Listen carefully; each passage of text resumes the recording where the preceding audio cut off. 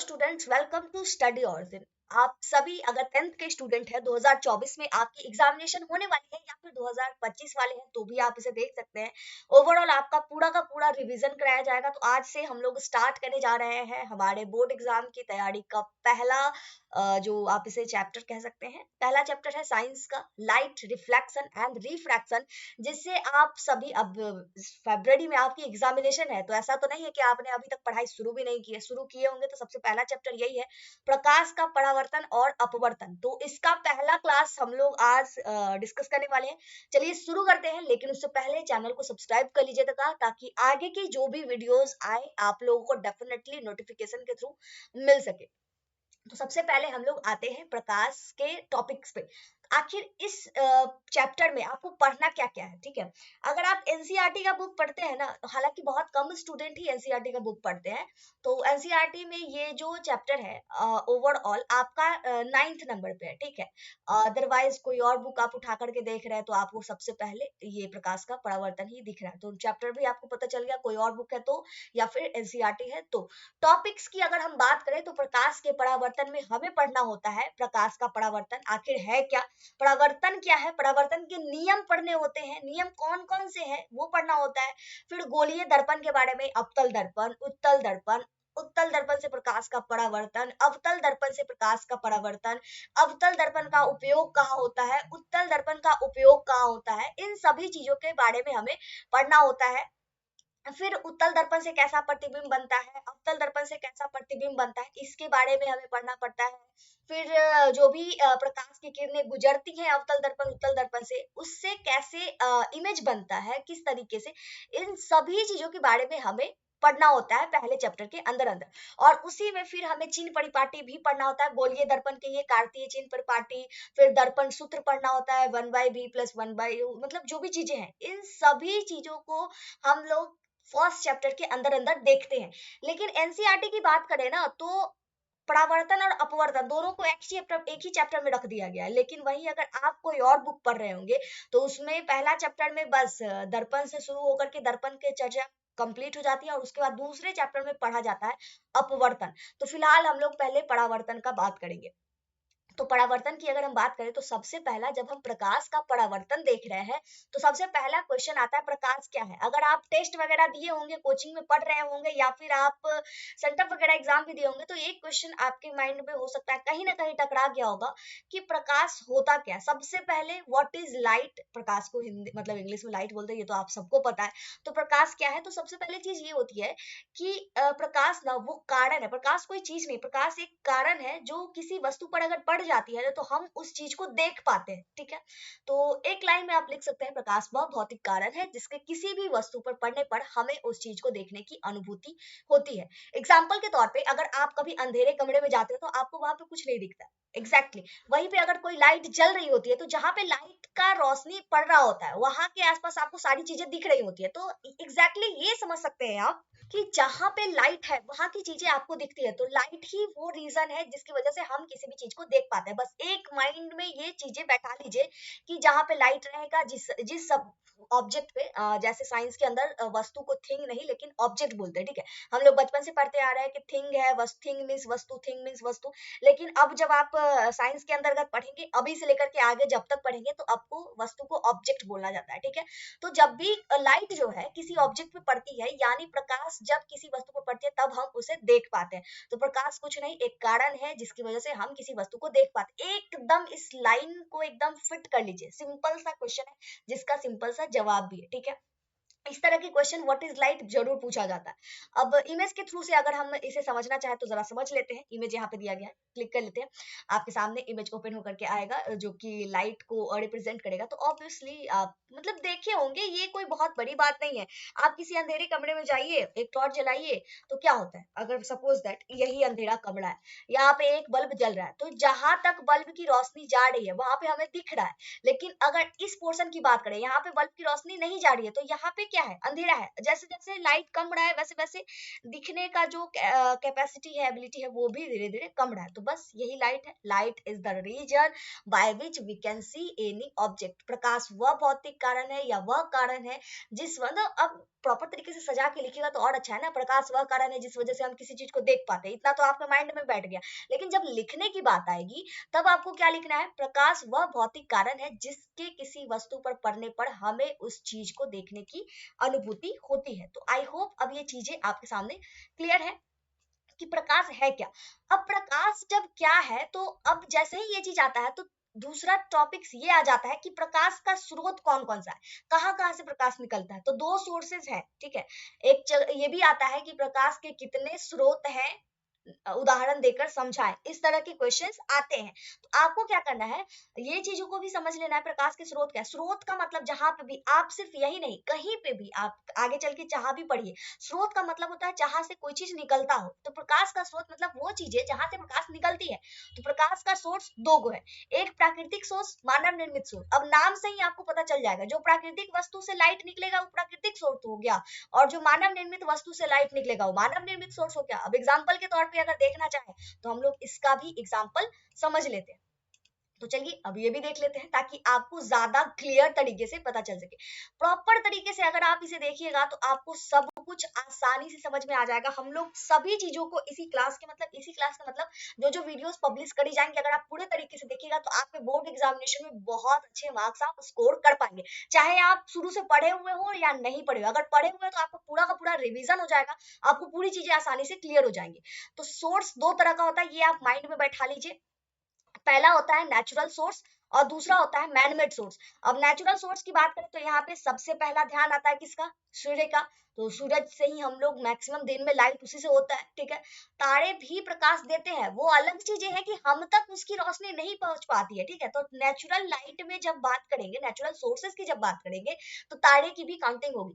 अब ज्वालामुखी का फटना अगर आप देखें, मतलब ऑब्वियसली नहीं देखे होंगे, लेकिन ये चीजें जानते हैं, मूवीज वगैरह में, एनिमेशन वगैरह में आप जरूर देखे होंगे कि ज्वालामुखी जब फटता है तो जहां पे फटता है वहां पे बहुत ज्यादा लाइट इंड्यूस होता है। तो एक तरह से ज्वालामुखी भी नेचुरल सोर्सेस है जहां से लाइट इंड्यूस होती है।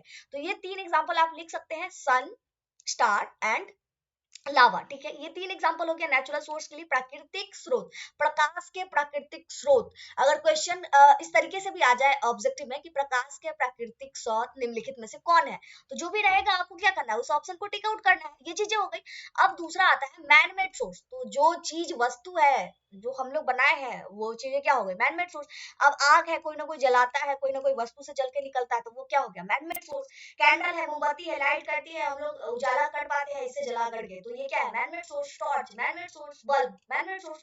तो ये एग्जांपल हो गया। क्वेश्चन इसी तरीके से आता है, मानव निर्मित प्रकाश स्रोत के उदाहरण लिखे, ठीक है, या फिर मानव निर्मित प्रकाश स्रोत क्या है, उदाहरण देकर समझाएं। तो ये इस तरीके के आपके टॉपिक्स क्लियर हो गए, ठीक है। या फिर ऑब्जेक्टिव में पूछा जाता है निम्नलिखित में से कौन मानव निर्मित प्रकाश के स्रोत है। तो ये चीजें आपको यहीं पे क्लियर हो गई, प्रकाश क्या है, लाइट क्या है, ये सभी चीजें। अब हम लोग क्या करेंगे, ओवरऑल अब डिस्कस करने वाले हैं।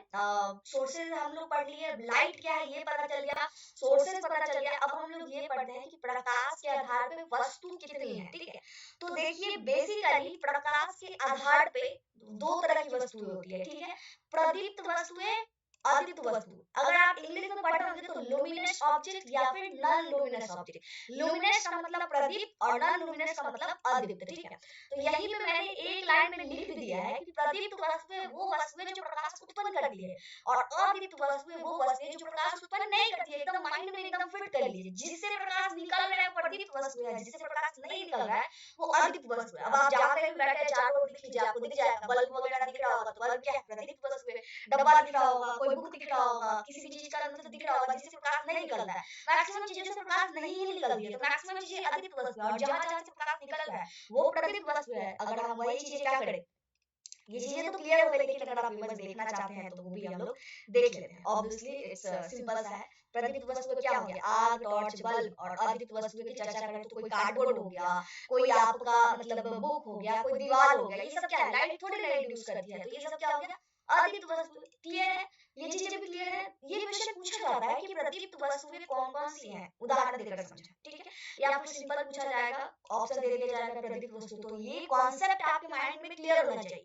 कि अब जो जो वस्तु रहेगा ऑब्जेक्टिव अगर पूछा जाए, चार चीजों का ऑप्शन दे दिया जाए और एक क्वेश्चन रहे कि प्रदीप्त इन निम्नलिखित में से कौन कौन सी प्रदीप्त वस्तुएं हैं, चार ऑप्शन में तो आप क्या कीजिएगा, चारों ऑप्शन को देखिएगा। अब आपको सब जब वो वस्तु लिखा रहेगा तो आपको ये तो पता हो जाएगा ना वस्तु का नाम पढ़ के कि उससे प्रकाश निकलता है कि नहीं निकलता। तो जिससे निकलेगा उसको प्रदीप्त करेंगे और जिसको नहीं निकलेगा उसको अदीप्त करेंगे। तो जिस तरीके का क्वेश्चन है इसके आधार पे आप अपना क्वेश्चन सॉल्व कर पाएंगे। तो ये चीजें क्लियर हो गई, प्रकाश के आधार पे वस्तुएं कितने तरह की होती है।